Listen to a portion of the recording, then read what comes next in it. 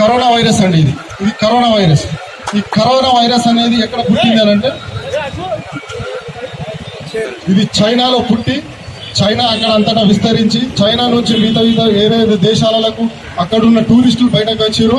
అక్కడి నుంచి మిగతా దేశాలకు అయింది. ఇలా ప్రపంచం మొత్తం మీద అత్యధిక కేసులు నమోదైన కంట్రీ చైనా, ప్లస్ అత్యధిక చావు అంటే చనిపోయిన వారి సంఖ్య కూడా చైనానే ఉంది.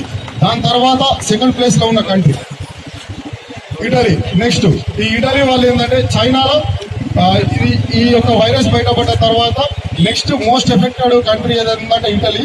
కాకపోతే ఇటలీ వాళ్ళు అక్కడ ఏదైతే ఆ వైరస్ విజృంభించేటప్పుడు అక్కడున్న గవర్నమెంట్ కానీ లేకపోతే అక్కడున్న మిగతా వైద్య సిబ్బంది కానీ ఎవరు ఎన్ని చెప్పినా కూడా కొంతమంది పబ్లిక్ ఎవరికైతే వైరస్ ఉందో వాళ్ళు పట్టించుకోక అక్కడ ఆల్మోస్ట్ అంటే 10 years బిలో ఉన్న చిన్నపిల్లలు కావచ్చు, లేదంటే 60 years అబౌవ్ ఉన్న పెద్దవాళ్ళు కావచ్చు, అందరూ కూడా చనిపోవడం జరుగుతుంది. అక్కడ చాలా మటుకి అక్కడ అసలు ఐసోలేషన్ అంటే ఇంటిలో ఉంచుదానికి బెడ్స్ కూడా ఖాళీ లేని పరిస్థితి ఉంది హాస్పిటల్లో.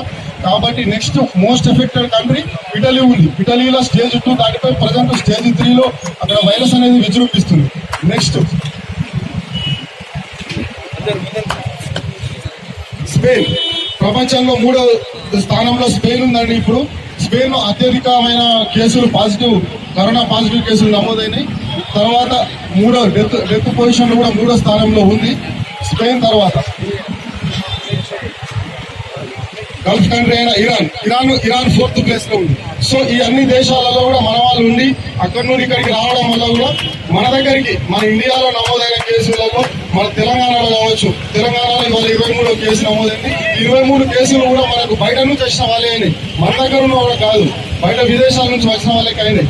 సో ఈ జనతా కర్ఫ్యూ యొక్క ఉద్దేశం ఏంటంటే గౌరవ ప్రధానమంత్రి గారు కానీ లేకపోతే మన గౌరవ ముఖ్యమంత్రి గారు చెప్పింది ఇవి రేపు ఉదయం 6 గంటల నుంచి ఇందాక మన సీఎం గారు చెప్పినట్టు రేపు ఉదయం 6 గంటల నుంచి ఎల్లుండి ఉదయం 6 గంటల వరకు మనము కనుక ఒక రోజు కనుక ఇంట్లో ఉంటే ఈ వైరస్ ఎందుకు స్ప్రెడ్ కాదంటే ఎవరి ఇంట్లో వాళ్ళు ఉంటే ఈ వైరస్ ఒక జీవితకాలం 12 hours అని చెప్తున్నారు.